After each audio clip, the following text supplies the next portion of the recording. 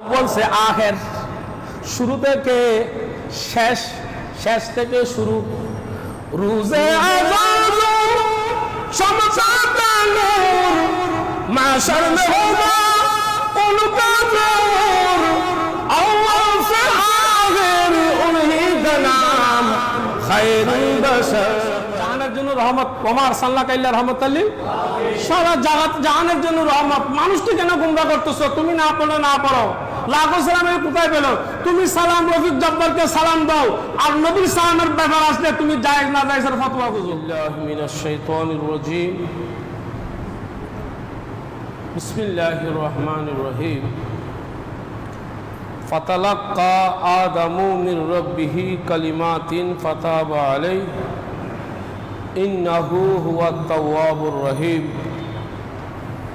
সাদাকাল্লাহুল মাওলানাল আযীম। সাদাকা রাসূলুহুন নবিয়ুল হাবিবুল করিম। ওয়া নাহনু আলা যালিকা মিনাশ শাহিদিন ওয়াশ শাকিরিন। আলহামদুলিল্লাহি রাব্বিল আলামিন। আল্লাহুম্মা রাব্বি সাল্লিম ওয়া বারিক আলাইহি। উপস্থিত সম্মানিত মুসল্লিন کرام, প্রাদান ইসলাম, আজকে হলো পবিত্র রবিউল আউয়াল শরীফ মাসের দ্বিতীয় জুমার দিবস। আজকের জুমার আলোচনাকে কেন্দ্র করে কালামে মজিদ ফুরকান হামিদের প্রথম পারার 5 পৃষ্ঠা সূরা বাকারার 37 নম্বর আয়াত তেলাওয়াত করা হয়েছে। আল্লাহ পাক সুবহানাহু ওয়া তাআলার দয়া মেহেরবানি, রাসূল পাক সাল্লাল্লাহু আলাইহি ওয়াসাল্লামের নবুয়তের নজর সহ হযরত আউলিয়া ইকরামের নজর এবং আপনাদের দোয়া আমি গুনাহগারের সাথে শামিল হাল হয়ে থাকলে এই আয়াতে কারিমার আলোকে জুমার খুতবা আলোচনায় টানব। রব্বুল আলামিনের দরবারে ফরিয়াদ রহিল এই আয়াতে কারিমার আলোকে যা ওয়াজ আর বয়ান হবে, আল্লাহ আমি সহ আমার সকল মুসল্লি ভাইদেরকে আমল করার তৌফিক সুযোগ দান করুক। সকলে বলুন আমিন। এই আয়াতে কারিমার সরল অনুবাদ হচ্ছে, অতঃপর আদম আলাইহিস সালাতু ওয়াস সালাম তার প্রতিপালকের নিকট হতে কিছু বাণী প্রাপ্ত হলেন, আর আল্লাহ তাআলা তার প্রতি ক্ষমা পরবশ হলেন। নিশ্চয়ই তিনি খুবই ক্ষমাশীল, পরম দয়ালু। সম্মানিত মুসল্লিন کرام, এই পবিত্র আয়াতে আল্লাহ তাআলা হযরতে আদম আনা নবী আনা আলাইহিস সালাতু ওয়াস সালামের তওবা কবুল হবার ঘটনা বর্ণনা দিয়েছেন। আপনারা সকলেই জানেন এই ঘটনা সবসময় আসতেছেন। সাইয়েদনা আদম আলাইহিস সালামের তওবা কবুল হওয়ার ঘটনা, এটা নিয়ে অনেকবার আলোচনা হয়েছে, শুনেছেন কম বেশ আপনারা সকলে জানেন। তো আয়াত যেহেতু আজকের জুমার খুতবায় এসেছে, আমি তেলাওয়াত করেছি, আজকেও যা কিছু শুনেন তো এগুলো আপনারা অনুধাবন করার চেষ্টা করবেন। রব্বুল আলামিনের দরবারে ফরিয়াদ রহিল, যা কিছু আলোচনা হয়েছে, যা কিছু অতীতে শুনেছি, আজকেও যা শুনব, আল্লাহ আমাদের সবাইকে যথাযথভাবে তা আমল করার তৌফিক সুযোগ দান করুক। সকলে বলুন আমিন। হযরত আদম আলাইহিস সালামের গুন্দুম খাবার নিয়েছে, ঘটনাটা ঘটেছে। আদম আলাইহিস সালাম এই বিচ্ছুরিত ঘটনার পর আদম আলাইহিস সালাম 300-350 বছর কেঁদেছেন।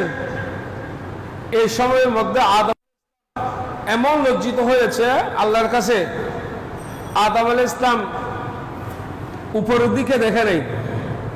সবসময় কোন দিকে দেখেছেন? একটু আওয়াজ করে বলবেন। আদম আলাইহিস সালাম উপরের দিকে দেখে নাই।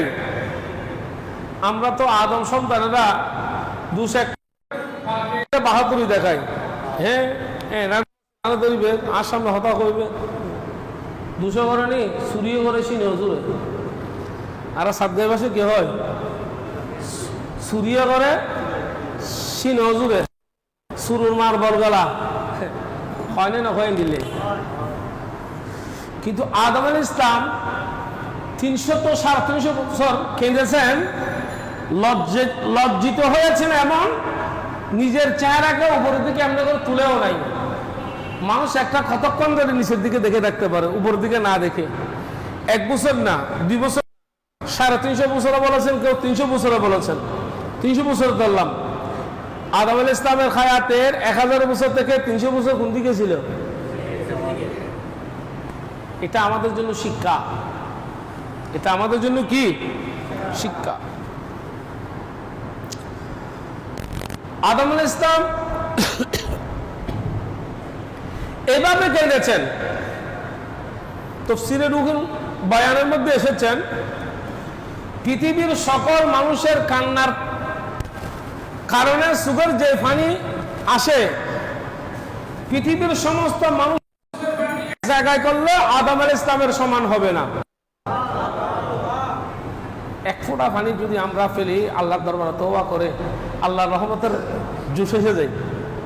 সেখানে একদিন 2 দিন না, 300-350 বছর হযরত আদম আলাইহিস সালাম আল্লাহর কাছে কান্নাকাটি করেছিল। সুবহানাল্লাহ। ওনার সুগের পানি যদি এক জায়গায় করা হয়, পৃথিবীর সকল মানুষের সুগের পানি এক জায়গায় করলে আদম আলাইহিস সালামের সুগের পানি সমান। আপনারা শুনেছেন আমার থেকে অনেকবার, পৃথিবীর মধ্যে সবচাইতে 5 জন মানুষ বেশি।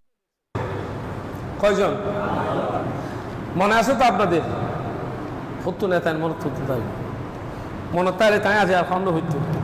পৃথিবীর মধ্যে 5 জন মানুষ বেশি কেঁদেছেন। তার মধ্যে 1 নম্বর হচ্ছে সৈয়দনা আদম আলাইহিস সালাম।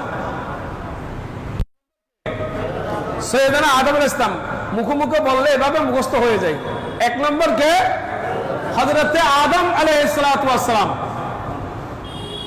2 নম্বর হচ্ছে আমার নবীর ইন্তেকালের পরে, দুনিয়া থেকে পর্দা করার পর সবচেয়ে যিনি বেশি কেঁদেছেন তিনি হচ্ছেন হযরত মা ফাতেমাতুজ জাহরা রাদিয়াল্লাহু তাআলা। 3 নম্বর হচ্ছে হযরত জয়নুল আবেদিন।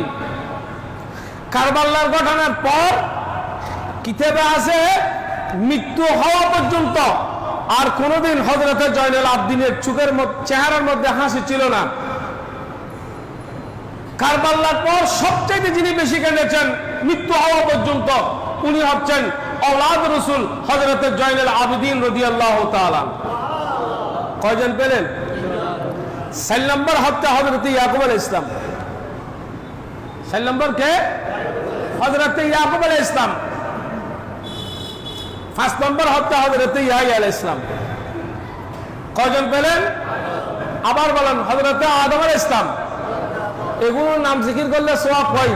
জিকিরুল আম্বিয়া মিনাল ইবাদত, নবীদের জিকির করা ইবাদত, ওয়া জিকিরুস সালিহিন কাফারা, আল্লাহর ওলিদের জিকির আলোচনা করা, জিকির করা গুনার কাফারা। ফাইলে যায় না বাই দিও মাজার কো, তারা জিকির করলে গুনার কাফারা আল্লাহ ফাইলে যায় বাই দিও। নবীদের আলোচনা করা ইবাদত, ওলিদের আলোচনা করা গুনাহের কাফারা। ওলিদের জীবনে আলোচনা করা গুনার কি এক নম্বর সৈয়দনা আদম আলাইহিস সালাম, পাঁচজন আবার খেয়াল করেন, একজন হযরতে আদম আলাইহিস সালাম, দুই নম্বর ফাতিমা জান্নাত ফাতিমাতুজ জাহরা, তিন নম্বর জয়নুল আবিদিন, চার নম্বর ইয়াকুব আলাইহিস সালাম, পাঁচ নম্বর হযরতে ইয়াহইয়া আলাইহিস সালাম। আল্লাহ তাদের মতো আমাদের সুখের পানি ফেলিয়ে আল্লাহ এবং রাসূলের রাজামন্দি হাসিল করার তৌফিক দান করুন।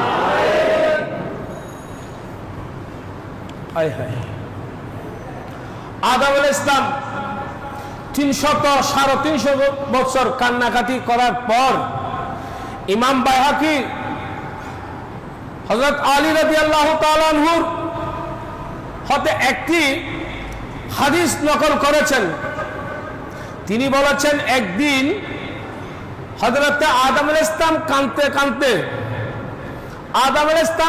কাঁদতে তার অন্তরের মধ্যে স্মরণ হলো, যখন আমি সৃষ্টি হয়েছিলাম তখন আমি মহান আরশে মুআল্লায় উপরে লিখিত দেখেছিলাম, আল্লাহর নামের পাশে একজন ব্যক্তির নাম দেখেছি, আল্লাহর নামের পাশে দেখেছি লা ইলাহা ইল্লাল্লাহু মুহাম্মাদুর রাসূলুল্লাহ।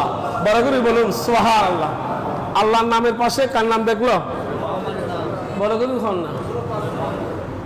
এখন আমাদের দেশের অনেকেই আল্লাহর নামের পাশে মুহাম্মদ সাল্লাল্লাহু আলাইহি ওয়াসাল্লাম নাম লিখলে শিরিক বলতেছে।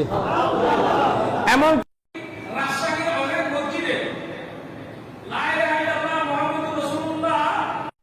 একসাথে রাখলে শিরিক হবে বলে লা ইলাহা ইল্লাল্লাহ রেখেছেন, মুহাম্মদুর রাসূলুল্লাহ বাদ দিয়েছেন।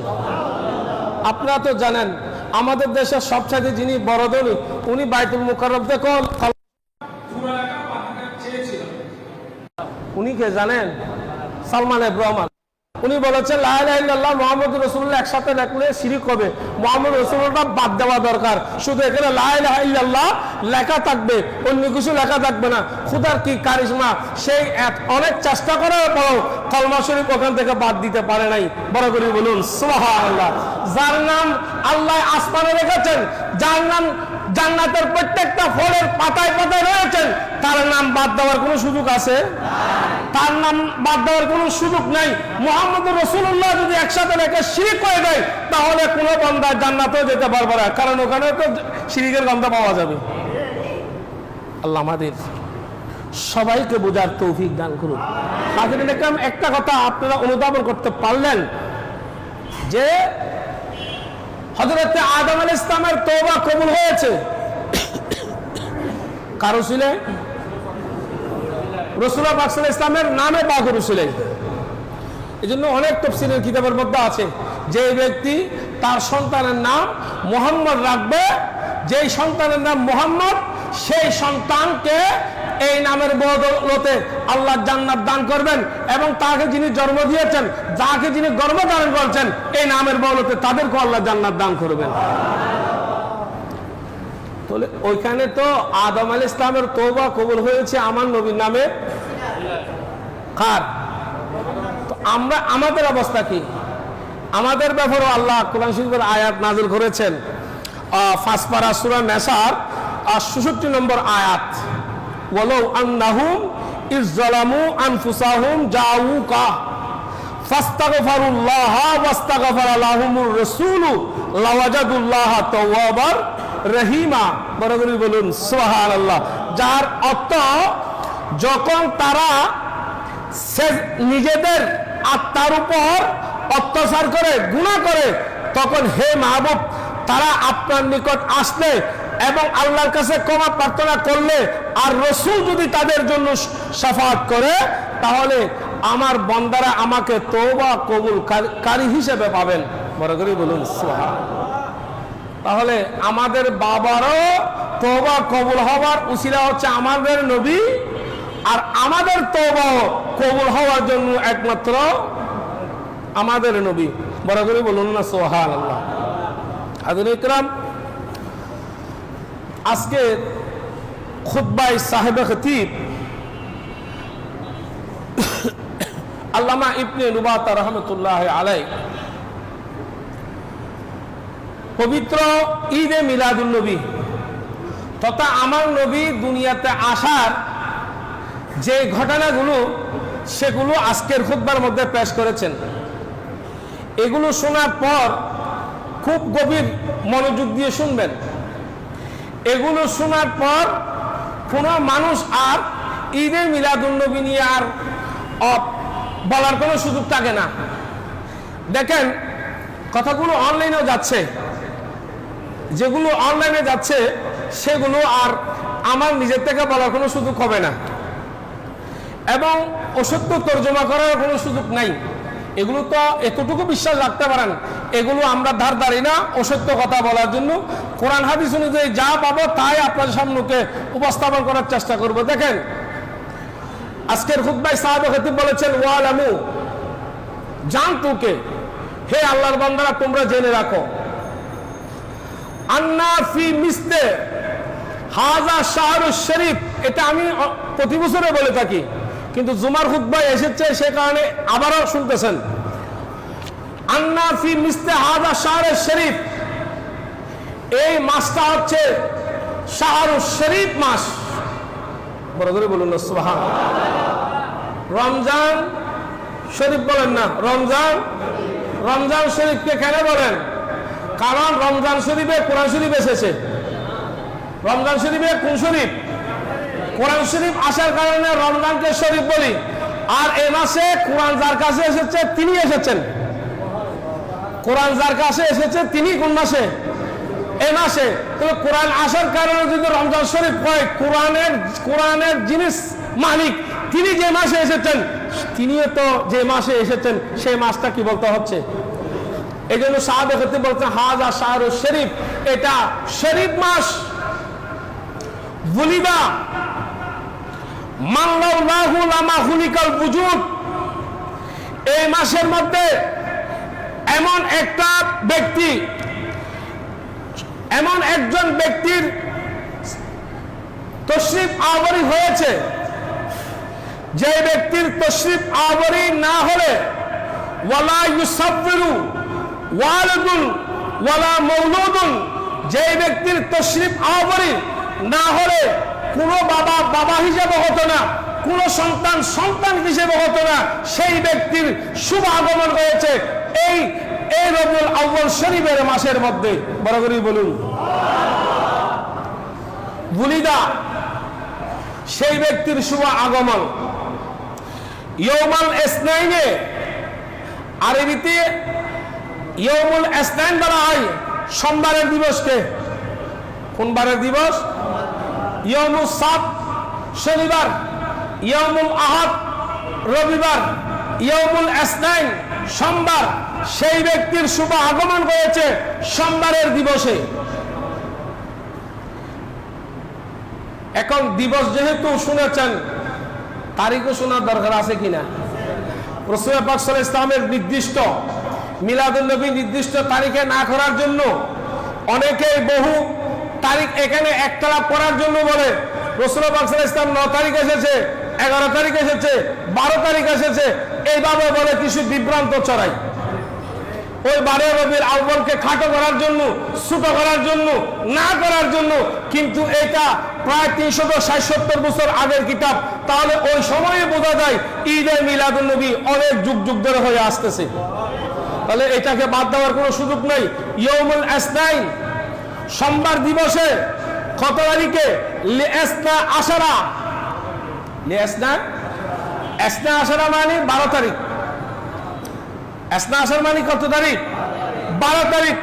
হালাউনা মির রবিউল আউয়াল, রাসূল পাক সাল্লাল্লাহু আলাইহি ওয়াসাল্লাম রবিউল আউয়াল শরীফের 12 তারিখ শুভ আগমন হয়েছে এই পৃথিবীর বুকের মধ্যে। বড় করে বলুন সুবহানাল্লাহ। কয় তারিখ বললাম? 12 তারিখ। আচ্ছা, আসার পর কি হলো? ফাসবাহাত বাতাহাউল মক্কা, রাসূল পাক সাল্লাল্লাহু আলাইহি ওয়াসাল্লামের আগমনের কারণে ফাসবাহাত বাতাহাউল মক্কা, মক্কা শরীফের জমিন খুশিতে নেচেছিল। তারকুসু তারবাতান, এবং এমন এসেছিল যে তারকুসু তারবাতান, যে মক্কা শরীফ আপন জায়গা থেকে আল্লাহর ঘর লড়ে চড়ে গিয়েছিল। এহতাজ্জাল হারাম, আহতাজ্জাল হারামও আল্লাহর ঘর লড়েছিল এবং পুরা হেরাম শরীফ, এহতাজ্জাল হারামও পুরা হেরাম শরীফ দুলতেছিল।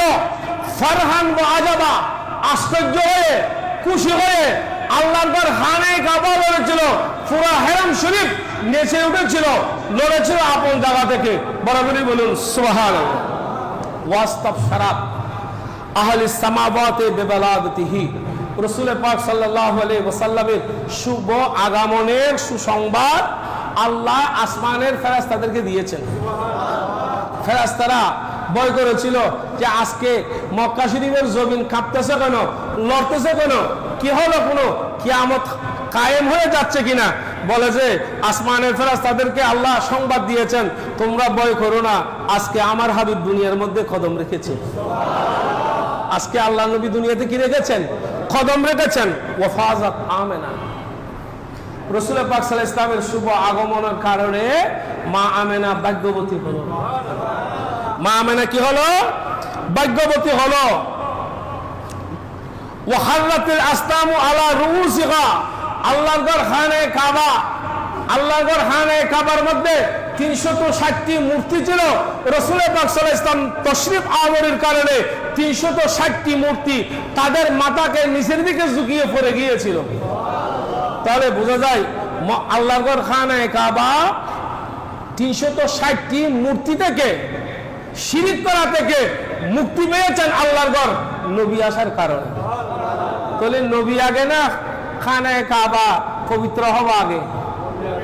আগে নবী, আমার নবীর বদৌলতে খানায়ে কাবা কি হয়েছে? শুধু খানায়ে কাবা না তো, এক সময়ে সব জায়গায় নামাজ পড়লে হতো না। আমি সালাত নিয়ে পড়ার সময় একটা শেয়ার করছি, শুধু ওযু দশ রহমাতুল লিল আলামিন, মসজিদে ওষুধ খামার জমিন, সব জায়গায় নামাজ পড়লে হতো না। এখন আইলে বলেন, মাইলে বলেন, জমিনে বলেন, এখানে বলেন, সাম্পানা বলেন, বিমানা বলেন, নামাজ পড়তে পারতেছেন। আগে নির্দিষ্ট জায়গা ছাড়া কোনো জায়গায় নামাজ পড়লে হতো না, সব জায়গায় নাফাক ছিল। নবী যেদিন দুনিয়াতে কদম রেখেছেন সেই দিন আল্লাহর সারা জগৎটা, পৃথিবীটা কি হয়ে গেছে? শুধু ওযু দশে রহমাতুল লিল আলামিন, মসজিদে ওষুধ আমার জমিন, সালাতুনিয়া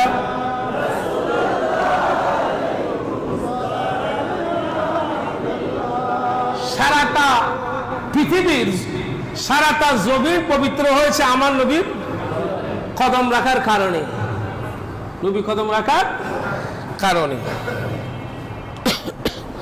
ওয়া আকাররা জিবু বিনবুওয়াতিহি ওয়া জালালাতিহি, রাসূল পাক সাল্লাল্লাহু আলাইহি ওয়াসাল্লামের নবুয়ত বনের হিংস্র জানোয়ার বাঘ পর্যন্ত মেনে নিয়েছেন। বনের হিংস্র জানোয়ার পর্যন্ত কি করে নিয়েছেন? মেনে নিয়েছেন। ফামান যারাহু ফালাহু সাআদা, সেই নবীর জিয়ারত, সেই নবীর সাক্ষাৎ যারা পেয়েছেন তারা ভাগ্যবান। বড় করে বলুন, তারা কি? আচ্ছা, খানায়ে কাবা আবু লাহাব দেখেছে? দেখেছেন কিনা? একটু আওয়াজ করে বলুন। খানায়ে কাবা আবু লাহাব দেখেছে কিনা? আবু জাহেল দেখেছে কিনা? উতবা, সাইবা, মক্কার কাফেররা খানায়ে কাবা দেখেছে। খানায়ে কাবা দেখে কি তারা হেদায়েত প্রাপ্ত হয়েছে? খানায়ে কাবা তো তারা প্রতিদিন দেখেছেন। আবু জাহেলের বাড়ি কোথায়, আবু লাহাবের বাড়ি কোথায় দেখেছেন তো যারা হজে গিয়েছেন। একেবারে তো আল্লাহর ঘরের পাশাপাশি। আল্লাহর ঘর এতবার দেখার পরও ওরা হেদায়েত প্রাপ্ত হয় নাই, কিংবা জান্নাত তাদের নসিব পাবে না। তাহলে খানায়ে কাবা দেখলে তো, খানায়ে কাবা দেখে তো ওনারা হেদায়েত হয় নাই, ওদেরকে সাহাবী বলতে পারবেন না। এখনো যারা ইমানদার তারা আল্লাহর ঘর দেখলে, আল্লাহর ঘর তাওয়াফ করলে, ওখানে গেলে, হজ করলে হাজী হয়, সাহাবী হয় না। কিন্তু আমার নবীকে যারা কবরের সুখে, ইমানের সুখে যারা একবার দেখেছেন তাদের জন্য তো জাহান্নাম হারাম হয়ে যায়। নবীকে যারা ইমানের সুখে একবার দেখেছেন, নামাজ পড়ার সুযোগ পাই নাই, দেখেছেন, কিছুক্ষণের মধ্যে মারা গিয়েছেন, তার জান্নাত নসিব হয়েছে, তাদের জন্য জান্নাত কি নসিব হয়েছেন। তাহলে বোঝা যায় নবী কাবা কা কাবা, নবী কাবা কা কাবা কাবা কাবা হয়েছেন আমার নবীর কদমের বদৌলত। ফামান যারাহু ফালাহু সাআদা ওয়া কাদ ফাযা বিল জান্নাহ ওয়া লাহুল হুসনা ওয়া জিয়াদা। আল্লাহ তাদেরকে কামিয়াবি দান করবেন। নবীর সাক্ষাৎ যারা পেয়েছেন তারা কামিয়াবি দান করবেন। ফাকাদ ফাযা বিল জান্নাহ, তাদেরকে আল্লাহ জান্নাত নসিব করাবেন।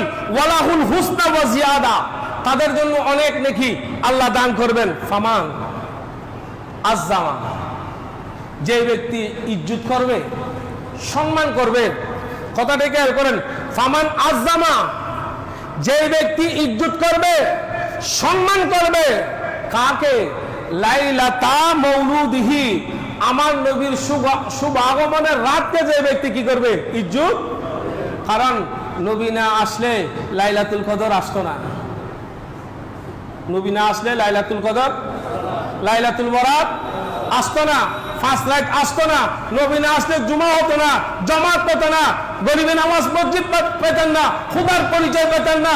আমার নবী আসার কারণে তো গরিবে নামাজ মসজিদ পেলেন, শাহজালাল ইয়ামানি পেলেন, খাজা গরিবে নামাজকে পেলেন, সৈয়দ আহমদ শাহ শ্রীকুটি পেলেন, আল্লাহর ঘর খানায়ে কাবা পেলেন, খুদাই জগৎ পেলেন নবী আসার কারণে। সুতরাং সাহাবাগণ বলতেছেন ফামান আযজামা, যেই ব্যক্তি ইজ্জত করবে, সম্মান করবে, লাইলাতা মাউলুদিহি, আমার নবীর শুভ আগমনের রাতে যেই ব্যক্তি ইজ্জত সম্মান করবে, ফামা আমকানা তাযীম ওয়াল ইকরাম, যতটুকু সম্ভব, যতটুকু আপনার সামর্থ্য আছে। কেউ জুলুসে ফ্লাগ নিয়ে যায়, কেউ শরবত নিয়ে যায়, কেউ চকলেট নিয়ে যায়, কে খেজুর নিয়ে যায়, যার যতটুকু সম্ভব ততদিকে নিয়ে নবীর শুভ আগমনের রাতকে, শুভ আগমনের দিনকে যারা ইজ্জত সম্মান করবে, কানা মিনাল ফায়েজিন, তারা সকলেই সফল কাম্য হবে। তারা সকলে কি করবে? রাত্রে কেউ যদি সানগ্লাস পরে বাইর হয়, সে রাস্তার মধ্যে অ্যাক্সিডেন্ট হওয়ার সম্ভাবনা আছে। রাস্তার মধ্যে অ্যাক্সিডেন্ট হওয়ার কি আছে? সম্ভাবনা আছে। রাত্রের মধ্যে সানগ্লাস নিয়ে হাঁটতে নাই। এই সমস্ত সানগ্লাস দিয়ে কোরআন হাদিস পড়লে নবীর মহব্বতের ভালোবাসার কথা পাওয়া যাবে না। অন্তরের মধ্যে নবীর প্রেম প্রীতি ভালোবাসা নিয়ে কোরআন হাদিস পড়েন, অবশ্যই রসুলের ইজ্জতের কথা কোরআন হাদিসে পাবেন। মিনাল ফায়েজিন বিদারিস সালাম, আল্লাহ তাদেরকে দারুস সালাম জান্নাত দান করবেন। নবী আসার রাতকে যারা কি করে? সম্মান করে, ইজ্জত করে, আল্লাহ তাদেরকে সফলতা দান করবেন এবং তাদেরকে দারুস সালাম দান করবেন। দেখেন তো হযরত আদম আলাইহিস সালামের ক্ষমতা কার উসিলায় হয়েছে? বরাবরই বলে কার উসিলায়? এখনো আমার নবী দুনিয়াতে আসে নাই। নবী দুনিয়াতে আসার আগে নবীর চর্চা কোথায় হয়েছে? জান্নাতে বলেন না, আরশে মুআল্লায়। কারণ আদম আলাইহিস সালাম দেখেছেন নবীর নাম কোথায়? আরশে বরিত চর্চা তেরা, শমসু কমরে সদকা তেরা, হে মায়ে কামিল হুসন তমাম, খায়রুল বশর পর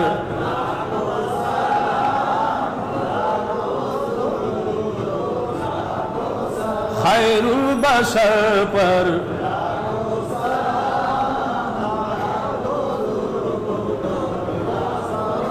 কখন আদম, কখন আমার নবী? আমার নবী আসার আগে আদম আলাইহিস সালাম হায়াত পেয়েছিল 1000। নূহ আলাইহিস সালামের হায়াত দেখেন, ইব্রাহিম আলাইহিস সালামের হায়াত দেখেন। এভাবে একজন নবী থেকে একজন প্রায় 1000, 2000, 3000 বছর ব্যবধান, ঠিক কিনা? যখন আমার নবী আসে নাই তখনও আদম আলাইহিস সালাম নবীর নামের উসিলায় আদম আলাইহিস সালাম মুক্তি পেয়েছেন।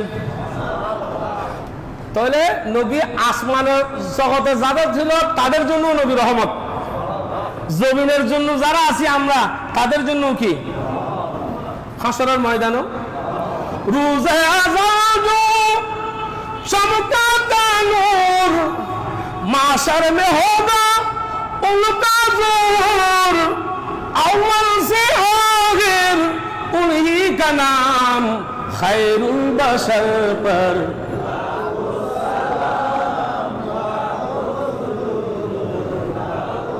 अव्वल से आखिर शुरू থেকে শেষ শেষ থেকে শুরু রোজে आजादो चमका नूर माशर में होगा उनका जोर अव्वल से आखिर उन्हीं का नाम खैरुल बशर पर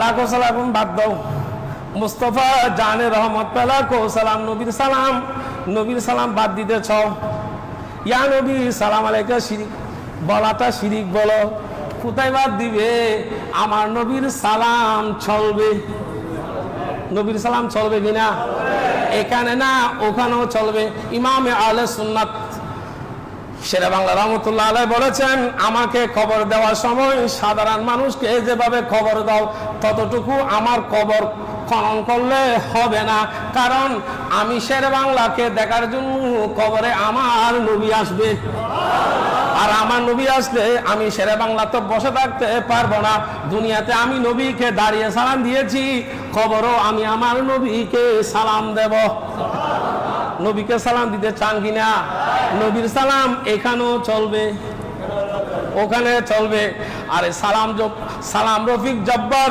আপনাকে একটা বাসা দিয়েছেন আর নবী আপনাকে শুধু বাসা দেয় নাই বাসা দিয়েছেন কোরআন দিয়েছেন জান্নাতও দিবেন সালাম রফিক জব্বার যদি একটা বাসা দিয়ে লাখো সালাম পাওয়ার অধিকারী হয় আর আমার নবীর উসিলায় তো খুদাই জগৎ পেয়েছেন সেই নবীকে হাজারো লাখো সালাম দিলে হবে না বরং সে আরো বেশি দিতে হবে আর বেশি শব্দ পাওয়া যাচ্ছে না এই জন্য বলি লাখো সালাম আর শব্দ তো খুঁজে পাওয়া যাচ্ছে না মুস্তফা জানে রহমত सलाम शमे बज में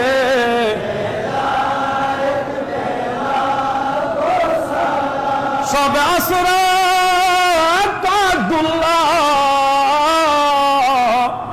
फदाए दुरूद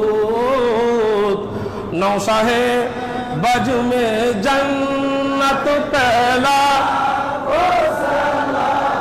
मुस्तफा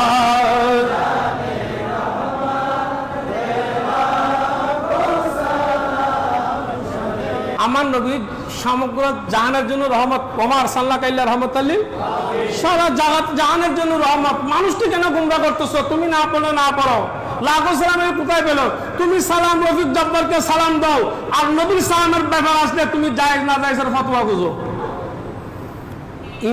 যার ইমানের মধ্যে অ্যালার্জি রয়েছে নবীর ব্যাপারে সে নবীর ইজ্জতের ব্যাপার নিয়ে কি করে ফতোয়া খুঁজে ঘাড়াঘাড়ি করে হ্যাঁ নবী উহুদের যুদ্ধের মধ্যে কোন দাঁতটা শহীদ করেছেন আরে ওয়াইজ করে নিয়ে এটা না এটা নবীর প্রেমের জন্য দলিলের প্রয়োজন হয় না হযরতে ওয়াইজ করে নিয়ে বলে আমার নবীর হয়তো দাঁত এটা ভেঙেছে এটা ভাঙার পর মনে হয় এটা ভেঙেছে একটা বলতে হযরতে ওয়াইজ করে নিয়ে 32টা জানলাম নবীর প্রেমের মধ্যে শহীদ করেছেন নবীর প্রেমের জন্য দলিল খুঁজে নাই নবীর প্রেমের জন্য ওই ব্যক্তি দলিল করবে যার রক্তের সাথে যার ব্লাডের সাথে আবু লাহাব আবু জাহেলের রক্তের সার্কুলেশন রয়েছে সেই ব্যক্তি নবীর ব্যাপারে তাজিমের ব্যাপারে দলিল খুঁজবে ঠিক কিনা নবীর প্রেম প্রীতি ভালোবাসা যেই জাতের অন্তরে থাকবে নবীকে ভালোবাসার জন্য সে কোনোদিন দলিল খুঁজবে না আল্লাহ আমাদের সকলকে বুঝার তৌফিক দান করুন বলেন না আপনারা নিজেরাই স্বীকার করতে বাধ্য হবেন যে আপনারা যারা লেখাপড়া করেছেন আপনারা কেউ কি কবি রবীন্দ্রনাথ ঠাকুর কিংবা সত্যেন্দ্রনাথ দত্ত এভাবে যত অমুসলমান ছিল তাদের কবিতা যেগুলো বইয়ে এসেছে বাংলা বইয়ের মধ্যে আপনি কি সেই রচনাগুলো না লিখে ফেলেছেন না লিখলে আপনি নিজে ফেল করবেন কিন্তু এখানে থাকার কারণে আপনাকে অবশ্যই সেটা লিখতে বাধ্য ঠিক না কবিতায় 10 নম্বর এসে তো রেখেছেন আবার কবিতা লেখেন নাই কবিতার মাঝখানে দিয়ে দুইটা দুইটা কবিতার লাইন দিয়ে বলে যে এটা বাক্য করতে হবে। এখানে কবি কি বোঝাতে চেয়েছেন, ঠিক না? এতগুলো বাক্য লেখলেন কবি রবীন্দ্রনাথ ঠাকুরের, কবি রবীন্দ্রনাথ ঠাকুরের, সুকুমার রায়ের এত কবিতা লেখলেন, কোনোদিন দলিল করতেন না, আবার বাক্য বিশ্লেষণ করে দিয়েছেন। আর ওমা আরসালনাকা ইল্লা রাহমাতাল লিল আলামিনের বাক্য খুঁজে নবীর প্রেম আপনি অর্জন করতে পারেন নাই। আপনার মতো উম্মতের চেয়ে কুকুর অনেক ভালো, আপনার চেয়ে উম্মতের চেয়ে সাইপায়া জন্তু অনেক ভালো। তাদের অন্তরে নবীর ভালোবাসা আছে, কারণ একজন কুকুর আল্লাহ ওলিকে ভালোবাসার কারণে সেই কুকুরও জান্নাতে যাবে, যে কুকুরকে আসহাবে কাফের কুকুর বলা হয়, ঠিক কিনা? আসহাবে কাফের কুকুর জান্নাতে যাবে ওলির ভালোবাসার কারণে। ওলির ভালোবাসা থাকার কারণে যদি আসহাবে কাফের কুকুর যদি জান্নাতে যায়, উম্মতের মধ্যে নবীকে যদি ভালোবাসবে, সে তো জান্নাতের আলা মাকাম পাবে। আল্লাহ আমাদের সবাইকে বুঝার তৌফিক সুযোগ দান করুক, সকলে বলুন আমিন।